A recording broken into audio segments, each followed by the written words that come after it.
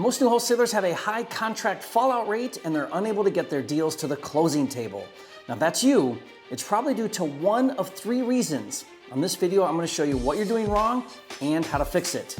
Coming up. This video is brought to you by PropWire Gold, the only real estate software with unlimited downloads, 10,000 skip traces per month, and AI-generated leads. Check it out now at propwiregold.com. It's Jerry Norton here, and the first and the most common reason wholesale deals fall apart is due to contracting a bad deal. Now, it seems obvious, but let me explain why this happens. There are two things that make up a bad deal. Either you have a good price but in the wrong location, that's not a deal, or you have a bad price in the right location, which also isn't a deal. Now, while it's true that there's a buyer for every property, a good deal has to be the right price given the location.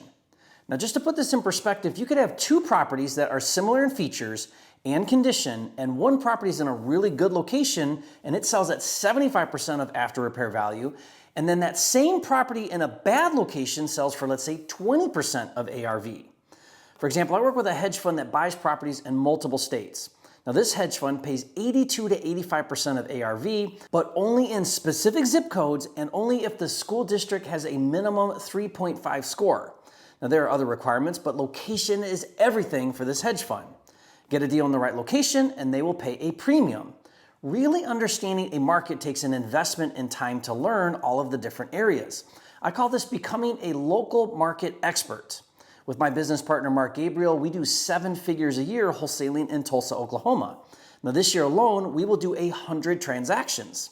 As such, we know every corner of our market. We know where the flippers want to be, where the buy and hold investors want to be, and all the different price fluctuations in each area of that market. This is one of the advantages of setting up a wholesale operation in a specific market. In time, you really learn the market.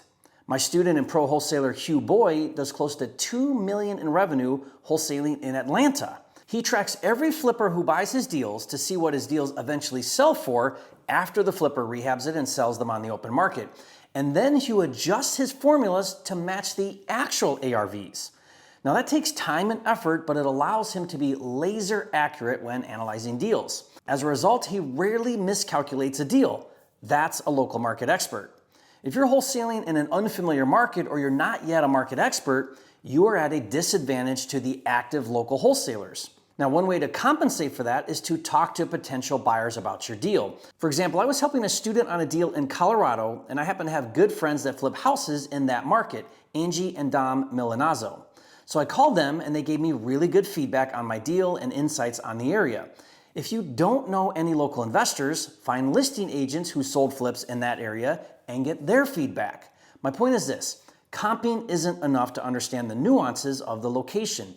Do whatever it takes to get a really good understanding of the location so that you can accurately contract deals. Now, the second thing most wholesalers screw up when it comes to contracting a bad deal is the property itself. And I'm not talking about the condition. I'm talking about the features: lot size, year built, style, bed and bath count, ceiling height, foundation, floor plan, layout, garage or parking, brick or frame. When looking at the house itself, you want to find out, in this location, how desirable is this house to potential buyers? What's the impact if it's 750 square feet and a 2-bedroom, 1-bath on a slab? What's the impact if it doesn't have a garage or a basement or a pool or AC? What's the difference between brick and frame?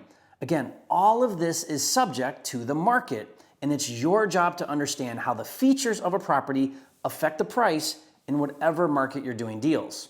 Remember, when you take your deal to market, the real buyers are gonna know what a good deal is. The fastest way to lose credibility with real buyers is to misvalue and overprice your deals. If you want to be a top producing wholesaler, then learn the correlation between the location and the property features so that you can nail it on the value. Okay, the next thing wholesalers do wrong that results in deals falling apart is they don't create and maintain trust with sellers or agents. There are 2 ways wholesalers kill trust with sellers. First is not being 100% transparent with what you're doing as a wholesaler. Let's say that you don't disclose your wholesaling. At closing, the seller sees the closing statement and asks, "Who is this other LLC buying my house? I don't know them." Even worse, in some states or with certain title companies, The seller sees your assignment fee, they see they're selling it for $100,000, but your buyer is paying $120,000 and you're walking away with $20,000. Now, because you didn't explain what's happening, the seller feels lied to, cheated, and betrayed. They refuse to sign, the deal is dead, your buyer is furious, your reputation is shot, and you've wasted weeks of everyone's time. And here's the thing, regulation in many states is forcing wholesalers to disclose to sellers that they're wholesaling, so why hide it? Learn how to properly explain what you're doing. They will respect you for being honest and trust you more.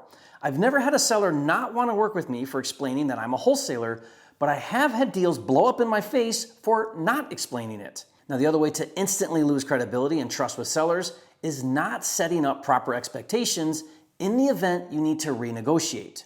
I always explain to sellers what is going to happen if I can't move the deal so they aren't blindsided by a retrade. So let's say that your buyer backs out or your numbers were slightly off and you need to go back to the seller to ask for a price reduction or maybe a 15-day extension.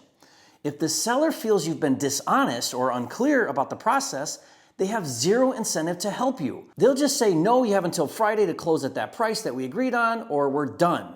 You've lost all your leverage. Here's what you need to say to address both disclosure and proper expectations. Mr. Seller, once you approve in writing the agreement for $100,000, let me explain what happens next. Since I work with a large network of local investors, I'll take your deal to them and I'll get a commitment to close according to our agreement. My normal process is to have a commitment within 5 days. If everything checks out, we'll move forward and we'll close on time. But if for some reason, once my buyers see the property, there is something going on that I'm unaware of right now and I can't secure a buyer, I'll let you know right away and we can discuss different options. At that point, I'll know exactly what route to take and we can talk about it. Does that make sense? Do you have any questions about the process? Look, honesty earns trust and trust wins deals. Now, the third thing that wholesalers do wrong that results in deals falling apart is they attract fake buyers. Now, fake buyers lock up your deal and they don't have the means or the ability to perform and close. And when a fake buyer flakes out on you at the closing table, you're the one holding the bag. Remember, as a wholesaler, you can assign the rights to your contract, but you don't assign the liability of your contract. You will be in breach of contract if your buyer doesn't perform, and more importantly, you could potentially harm the seller. So, what is a fake buyer? I define a fake buyer as one of three people. First is the daisy chainer. A daisy chainer does one of two things. Either he takes your deal, marks it up, and redistributes it in the market without your permission, or he pretends to be a buyer, locks up your deal, then attempts to find a buyer.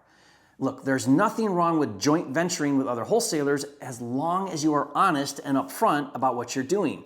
I JV other wholesale deals all the time to find a buyer, but I am clear about what I'm doing. In fact, I get the contract holder to sign an exclusive agreement to work just with me on dispositions so that I'm not wasting my time. The second type of fake buyer is what I call a tire kicker. They say, yes, I want it, but I need to look at it with my contractor, my agent, or my partner. Then they string you along. I once had a tire kicker lock up my deal, but didn't submit his earnest money to title. It was one excuse after another. After a few days of excuses, I canceled and found another buyer. The third type of fake buyer is the newbie. Now, the newbie has good intentions, but he needs hard money or private money to buy your deal, and he's overly optimistic that he'll get the funding. Then, right before closing, he doesn't secure the funding and the deal falls apart. There is one more type of buyer that is worse than the three different fake buyers, in my opinion, and that's the bait and switch flipper. This is a scam tactic where the buyer intentionally locks up your deal, usually higher than everyone else, then at the closing table threatens to not close unless you lower the price. I just had this happen on a deal in Tulsa, Oklahoma. His name was David Comstock with Cloud Investment Group. Now, it didn't work because we know what we're doing, but guys like him prey on vulnerable wholesalers. I did a video all about it. I'll put the link in the description and you can watch it to make sure that it doesn't happen to you. So how do you avoid locking up your deals with fake buyers? First and foremost, make sure you get significant non-refundable earnest money. If a buyer is unwilling to put down 3% or a minimum of $3,000, then they are not a serious buyer. But earnest money isn't enough. You need to make sure it gets released to you if the buyer flakes out. We make every buyer sign an earnest money release agreement that instructs title to release the earnest money to us if the buyer doesn't perform. Now, I'll give this to you for free, link in the description. The third thing is to always verify where the buyer is getting their funding. A pre-approval isn't enough. require they show you proof of funds or a hard approval from their lender. That alone will weed out the daisy chainers and the newbies. Now improve in these 3 areas and you'll get more deals to the finish line. Finally, watch this next video where I explain 10 big shifts happening in the wholesale industry and how you need to adapt in order to be successful. Watch that now, and I'll see you on the next video.